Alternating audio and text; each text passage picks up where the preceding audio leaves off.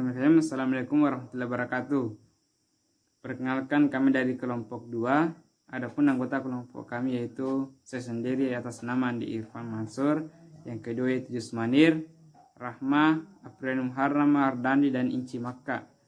Adapun yang kita akan bahas dalam video ini yaitu cara pembuatan baki. Untuk lebih jelasnya silakan disimak videonya. Pengrajin mulai mempelajari membuat baki sejak masih remaja sebab kedua orang tuanya merupakan pengrajin dan sudah menjadi pekerjaan yang digeluti secara turun-temurun. Untuk menghasilkan satu buah baki, pengrajin memerlukan waktu selama 2-3 hari. Dalam proses pengerjaannya, pengrajin melakukannya dengan sendiri tanpa bantuan pegawainya. Namun apabila pengrajin mendapatkan banyak pesanan, maka pengrajin akan meminta bantuan kepada masyarakatnya dengan cara memberikan bahan-bahan yang diperlukan. Hasil dari produksinya biasanya dijual di pasar. Selain itu, pengrajin juga menerima pesanan untuk beberapa acara atau perayaan, misalnya Hari Jadi Bone. Baik, selanjutnya saya akan membahas mengenai harga baki, hambatan yang terdapat pada pembuatan baki, dan yang ketiga yaitu fungsi baki. Yang pertama itu harga baki. Adapun harga baki setiap satuannya yaitu 70.000. Dalam hasil yang diperoleh dari penjualan baki di sini yaitu mampu memenuhi kebutuhan perekonomian dari keluarga pengrajin tersebut. Kedua, mengenai hambatan baki.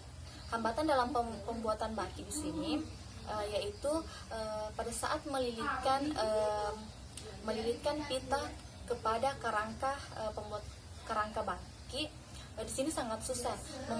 Kita harus penuh kesabaran dan ketelitian dalam melilitkan pita tersebut kepada kerangka baki. Dengan kesabaran dan ketelitian, hasil baki yang akan kita peroleh yaitu akan cantik dan menarik, karena motif yang akan dihasilkan itu akan sangat menarik perhatian para pembeli. Tetapi jika kita membuat baki tersebut dengan tergesa-gesa dan tanpa adanya ketelitian dan kefokusan pada saat melilitkan pita tersebut, hasil karya kita akan biasa-biasa saja, tidak rapi dan tidak terlalu menarik dilihat oleh para pembeli. Selanjutnya di sini saya akan membahas mengenai fungsi baki. Pada umumnya baki berfungsi sebagai alat bantu untuk membawa sesuatu, seperti halnya gelas. Ketika ada tamu yang datang, kita akan menyediakan minuman. Dengan menggunakan baki kita akan membawa minuman-minuman tersebut kepada tamu. Di sini juga baki berfungsi sebagai benda hias. Karena apa? Karena di sini baki sangat menarik. Warnanya juga sekarang cantik karena adanya pita. Karena kita menggunakan pita kado, maka dari itu dia sangat cantik dan sangat menarik. Baik, di sini saya Sri Wahyuningsi akan menjelaskan tentang alat dan bahan yang digunakan dalam pembuatan baki ini. Nah, adapun alat yang digunakan yaitu gunting dan cutter. Sedangkan bahan yang digunakan dalam pembuatan baki ini adalah pelepah rumpia atau biasa juga diganti dengan rotan sebagai rangka dalam pembuatan baki ini. Nah, selain itu juga menggunakan pita, yaitu pita kado. Di sini pengrajin menggunakan pita kado berwarna putih dan merah. Selanjutnya itu proses pembuatan baki. Nah, baki sendiri terdiri dari dua bagian. Yang pertama yaitu rangka baki dan yang kedua adalah pita.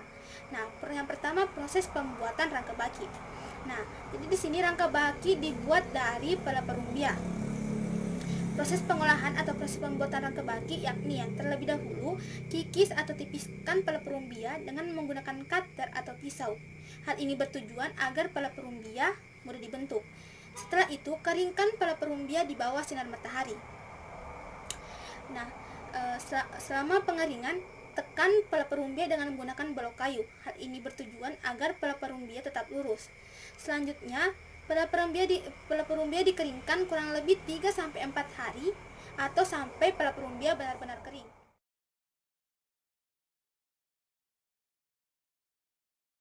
Pelepah rumbia kering, bentuk peleperumbia berbentuk persegi 4 dengan cara ditekuk dengan menggunakan pisau atau cutter, tapi jangan sampai patah. Nah, ini merupakan salah satu bentuk peleperumbia yang telah ditekuk. Nah, biasanya satu rangka baki itu terdiri dari 3 gabungan peleperumbia. Nah, ini merupakan rangka baki yang telah jadi.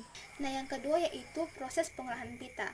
Di sini apabila kita menggunakan pita kado atau pita Jepang berukuran besar, maka terlebih dahulu harus dipotong dengan ukuran 1,5 atau 2 mm dengan menggunakan cutter atau pisau. Cara membuat baki. Nah, cara membuat baki di sini cukup dengan cara menggabungkan rangka baki yang telah dibuat tadi dengan menggunakan pita. Jadi pertama-tama yaitu buat salah satu simpul di salah satu ujung rangka baki yang akan digunakan sebagai pegangan. Setelah itu ambil rangka yang lainnya, kemudian lilitkan pita sebanyak 2 kali. Nah, setelah pita terlilit sebanyak 2 kali, kemudian ujung pita dimasukkan di antara kedua rangka baki, maka otomatis pita akan terikat.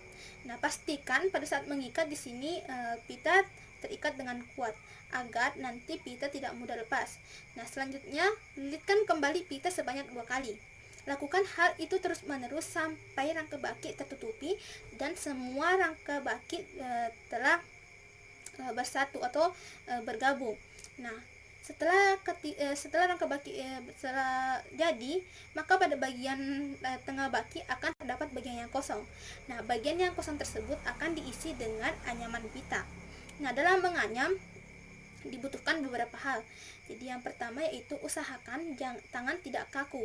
Nah, karena apabila tangan kaku itu akan mempengaruhi proses kerapihan dari anyaman tersebut. Nah, yang kedua yaitu pastikan menganyam di tempat yang datar. Dan yang ketiga, dalam menganyam membutuhkan kesabaran dari. Ya, itulah presentasi dari kelompok kami. Sekian, atas kekurangannya mohon dimaafkan. Ketika ada kata-kata yang tidak berkenan di hadapan kawan-kawan, mohon maaf karena kebenaran itu hanyalah milik Allah. Ketika ada kata-kata yang kurang itu adalah dari kami semua dan teman-teman. Sekian, terima kasih. Assalamualaikum warahmatullahi wabarakatuh.